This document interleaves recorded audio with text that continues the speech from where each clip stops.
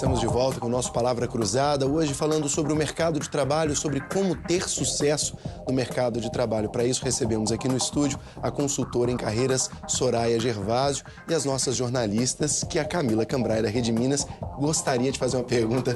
Quase que eu interrompi, Camila, por favor. Então, no bloco anterior a gente falava sobre a liderança, né? Que as pessoas não querem ser líderes, enfim. Só que as empresas... Algumas não querem ser. Exatamente. A grande maioria quer. As empresas, elas estão preparadas para formar líderes? Elas formam? Porque a gente vê que em muitos casos tem um funcionário lá, tem gente que quer ser, mas elas não preparam um sucessor. Então, aquele chefe sai, eles acabam indo buscar em outros lugares uma pessoa que vai ter que conhecer toda a cultura da empresa, ao invés de formar, já ir preparando aos poucos. E aí? Só uma pergunta difícil. As empresas estão carregadas de uma síndrome chamada Síndrome de Burnout. Essa síndrome é quando a pessoa tem uma exaustão emocional muito grande, ela começa a ter uma baixíssima produção intelectual e fica meio apática nas relações, porque o ambiente de trabalho está muito perverso. A produtividade do trabalhador brasileiro, em média, é 20%, é 1/5, por exemplo, de um profissional americano, canadense, japonês. Isso faz com que as empresas precisem pedir muito mais para ter aquele pouquinho de entrega. Os funcionários eles vão ficando exaustos, vão ficando cansados, os gestores com uma pressão por resultados muito grande. E, sinceramente, eu não estou vendo grandes movimentos das empresas para qualificar o seu ambiente produtivo, que, assim como na educação começa pelo pedagogo, nas empresas deveria ser pela liderança. Como é que a gente pode investir mais nesse líder? Primeiro, um mapeamento de competências, como vocês mesmos vocês mesmos, né, Luciano? Sei que puxou a questão. Tem que ter natureza de liderança. Liderança a gente pode desenvolver, sim, mas tem algumas pessoas que têm uma facilidade tão eminente, vamos começar por elas. Muito conhecimento técnico, tecnologias da informação, coisas que facilitam. Muita gente não sabe mexer, muito gestor hoje não sabe mexer no Excel, faz muita conta ainda na calculadora, ou às vezes até à mão. Depois a questão das habilidades, saber colocar isso em prática. Os melhores gestores são aqueles que tiveram uma boa prática. Nem sempre foram os melhores especialistas, mas ele tem que ter pelo menos um entendimento do que ele está pedindo. E como disse o Bernardinho, técnico de vôlei, é preciso ter muitos dados estatísticos sobre a equipe, porque aí eu sei exatamente onde é que a gente pode errar e onde é que a gente tem que melhorar. Que é essa atitude de querer fazer monitoramento, controle, gostar do outro, querer ter os melhores na sua equipe, não se sentir enciumado ou constrangido com bons especialistas na sua área. Tem que ser aquilo que a gente fechou no último bloco, uma pessoa de ótimo caráter, sabe? Quer ver o outro crescer. E essa pessoa pode ser trabalhada ao longo do tempo? Pode sim. Eu brinco que a preparação começa na barriga da mãe. As gestações que são mais felizes facilitam que essa criança nasça, saia dessa barriga e tenha um bom desenvolvimento. Mas eu tenho também convivência com pessoas que tiveram mães que tiveram essa gestação nas ruas, foram soltas em abrigos, mas fizeram uma opção.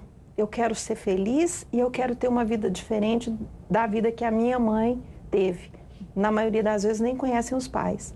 Então, é de novo uma questão de aptitude, sabe? Você está fazendo o que nesse mundo, meu filho? Você vai fazer o que da sua vida? Vai repetir padrão do passado? Né? Então, isso é que a gente vai trabalhando. E aí vão nascendo os líderes dessa superação dos seus próprios desafios. Só para a gente marcar bem essa posição que a Camila trouxe, falou sobre a empresa. Você abriu o programa dizendo que as pessoas esperam da empresa, esperam do trabalho, do governo. Tem jeito de desenvolver liderança para quem se identificou com essa questão que a Camila colocou? O que ela deve fazer? Dá uma dica prática aí para o nosso telespectador. Primeiro, conversar com os amigos. Vamos imaginar que essa pessoa não tenha dinheiro para fazer uma orientação vocacional, um coaching. Conversa com os amigos. Pessoal, vem cá, vamos me ajudar aqui que eu vou fazer o meu mapeamento. Tudo que eu gosto de cuidar de carro, eu gosto de pintar a casa, vai fazendo a lista. Essa aqui é a lista das coisas que eu gosto, que eu tenho interesse. Agora, vocês, meus amigos, meus parentes, vão me dizer onde é que eu tenho habilidade. O que eu faço bem feito. Eu tenho uma conhecida, que é um exemplo que eu sempre dou. Ela faz muito gostoso um biscoito, sempre acompanhado de um café horroroso. Aí, a gente já conversou com ela, esse café não tá bom. Então, ela tem o interesse, a motivação de fazer café com biscoito. Mas gostoso mesmo é só o biscoito. O mercado vai comprar aquilo que você faz gostoso, aquilo que você faz bem, é onde você tem habilidade. Então, começa fazendo essa lista. E aí pode ser que nessa lista venham situações como coordenar o trabalho dos amigos, tomar iniciativa para buscar recursos. Faz a lista. É em cima dessa lista, com a ajuda de quem te conhece, que você consegue, então, saber se você vai ser um bom especialista ou se você vai ser um líder. E muitas vezes a pessoa não tem opção. Ela não tem natureza de liderança, mas só tem aquele cargo. E ele precisa do salário. Precisa do emprego. Precisa. Então vai estudar. Vai observar pessoas. Uma maneira muito barata e interessante é assistir filmes, porque ele se coloca no lugar de cada personagem, vê que ele vai perceber que ele tem um pouquinho de cada um dos personagens. Tem um filme que é meio violento para a grande maioria das pessoas, mas eu acho maravilhoso, A Pele que Habito, do Almodóvar. A mensagem principal do filme é o seguinte: hoje eu sou alguém que nem escolhi direito ser, mas é com essa pessoa que eu tenho que conviver e é com ela que eu tenho que ir para o mundo. Então, a maioria das pessoas, é claro que em menor proporção, não tiveram chance de escolher, mas vão ter que lidar com isso. E eu acho que essa é a grande pegada, sabe? É lidar com o que você tem. Interessante, ficou a dica, vai Thaís. A gente identificou vários problemas, né, na hora de se tornar um líder ou de se tornar um bom profissional, de ter o que a empresa precisa, mas ainda não conseguimos resolvê-los, né? A solução imediata é contratar, às vezes, você contou pra gente antes do programa, mão de obra até estrangeira. Tira o brasileiro que não está qualificado, não está pronto e traz o estrangeiro. Queria saber se existem números disso, queria saber se o brasileiro sente isso. Como é que está essa relação com a mão de obra? Os números da mão de obra, infelizmente, eu não consegui acessar. Queria muito. Mas tem uma publicação que fala que dos europeus e dos norte-americanos que se propõem a sair de seus países de origem, 92% escolhe ou escolheria o Brasil para vir morar e mais de 70% por um tempo indeterminado. A presidente da República, ela tomou uma decisão muito interessante, que ela estava fazendo uma série de licitações e os preços estavam muito altos, havia pouca disposição em enxugar os custos e garantir que o produto fosse efetivamente entregue. E aí ela falou: vou abrir a concorrência para empresas internacionais.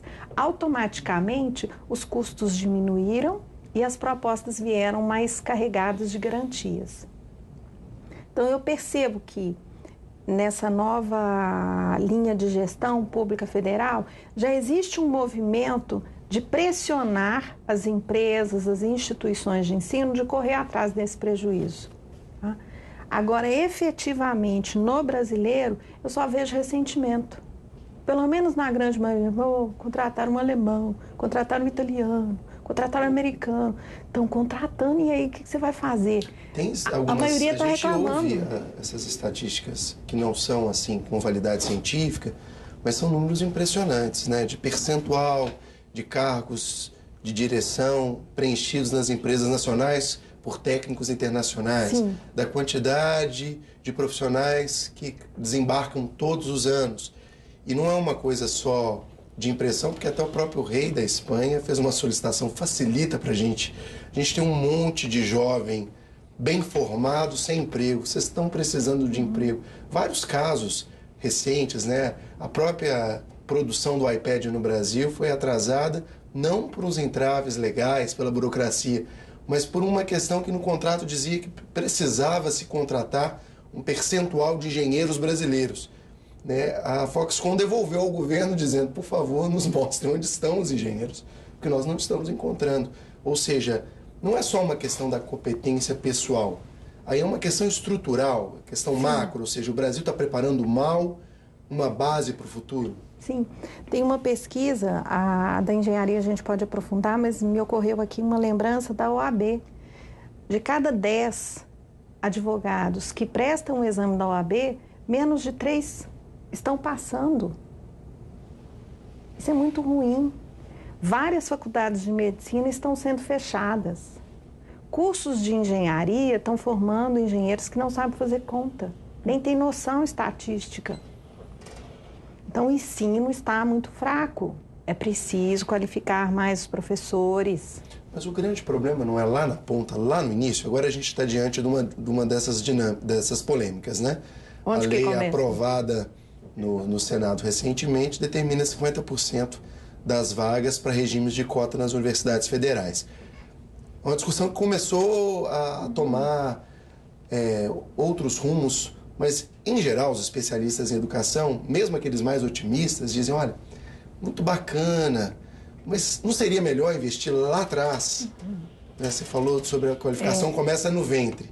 Não seria melhor começar na primeira série, ter um bom professor, para vir trazendo essa questão da competência, rever a grade? Porque aí chegava lá, tá todo mundo empatado. Falava, agora vamos disputar em igualdade de condições uma vaga. Não seria esse? Nós estamos, assim, bem atrasados? Sim.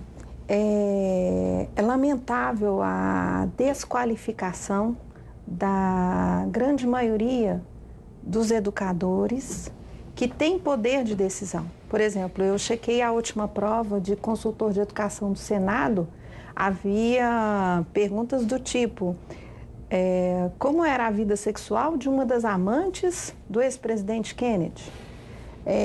Quem é que vai forjar o alumínio do metrô? Então, que tipo de questão é essa que se pensa na educação? Ferimos a diplomacia brasileira, estamos falando de material de engenharia.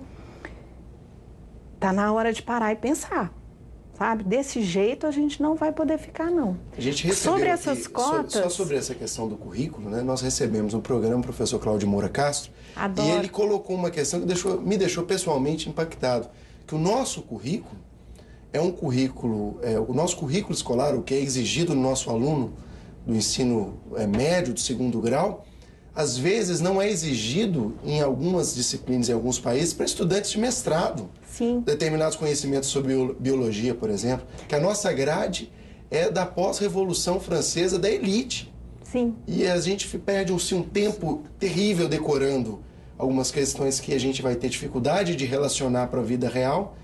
E essa competência que todo mundo colocou aqui, ninguém aprende, né, Thaís? Você até disse, ninguém aprende, ninguém ensina. Eu tive a oportunidade de trabalhar com o professor Castro. Ele é maravilhoso, maravilhoso. E ele vai nesse ponto central da grade curricular. Eu ficava, quando era aluna, eu ficava assim, mas para que eu vou usar isso? Para quê? E eu ficava incomodando os professores, né? Mas eu vou usar isso para quando? Para quê?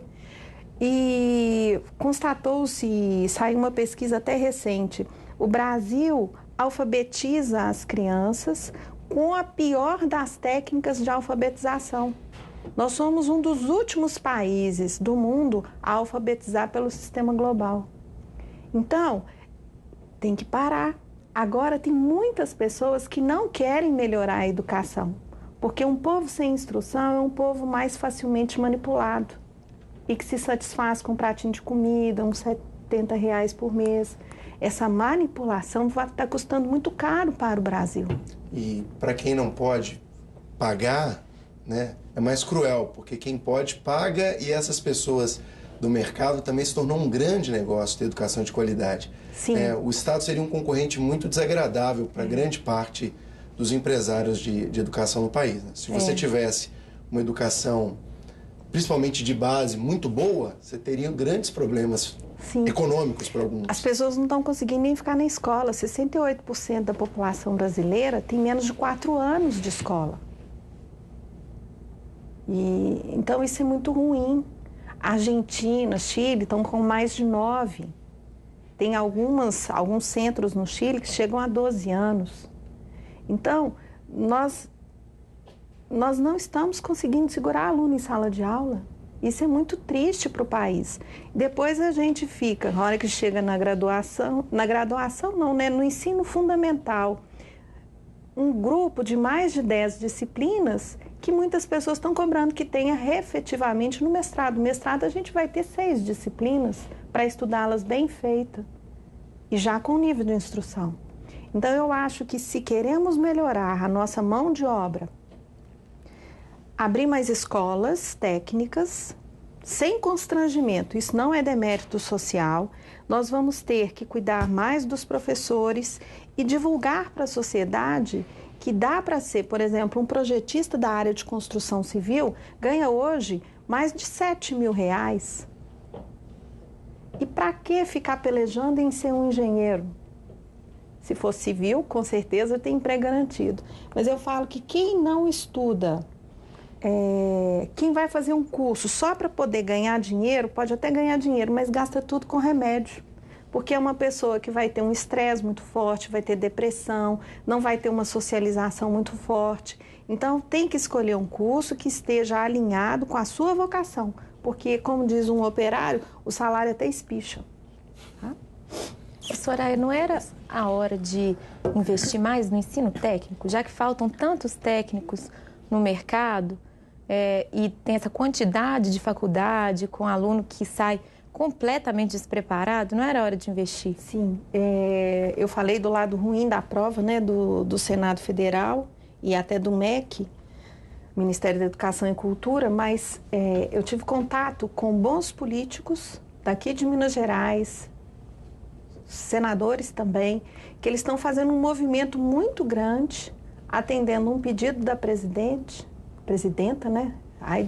Ela não gosta de presidente, da presidenta, para que haja uma expansão violenta no número de escolas técnicas. Porque quem trabalha com os dados já sabe que nós vamos conseguir ter uma saída estratégica de sustentabilidade vai ser pela mão de obra mais qualificada. Porque o fato de nós crescermos 2% contra alguns países que estão crescendo 0%, não nos faz muito melhor do que o resto da humanidade, não. A crise já está chegando aqui. Soraya, deixa eu interromper para a gente voltar com essa questão que a Camila colocou. O nosso intervalo é bem rapidinho, nós estamos falando sobre o mercado de trabalho, nós voltamos já para falar justamente sobre como isso está atrapalhando a economia brasileira e se o curso técnico é uma boa opção. Quem sabe você que está nos assistindo está pensando aí em escolher uma carreira, talvez venha uma boa dica. Não saia daí, nós voltamos já já.